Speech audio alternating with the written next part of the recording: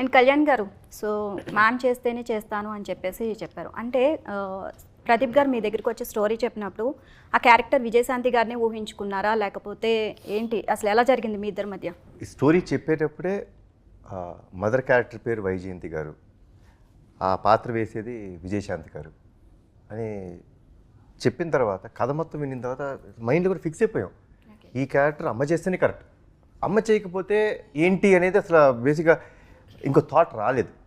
So కథ మొత్తం వినేసిన తర్వాత నేను చెప్పిన ఫస్ట్ థింగ్ అదే, వెళ్ళి అమ్మగారు ఓకే అని చెప్తే done Pradeep, we will do this project.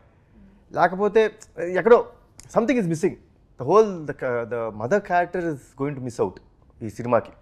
అంటే కొన్ని పాత్రలు కొంతమంది చేస్తేనే బాగుంటుందండి. అంటే that's my personal feeling.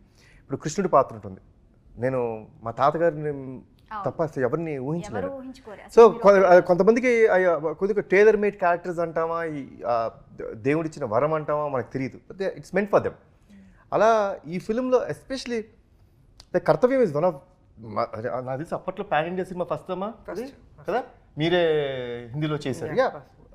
So అప్పట్లో అంత గొప్ప సినిమా అది. అంటే ఆ స్టోరీ అవ్వచ్చు, అమ్మ పోర్ట్రే చేయడం అద్భుతంగా ఉండటం అవ్వచ్చు.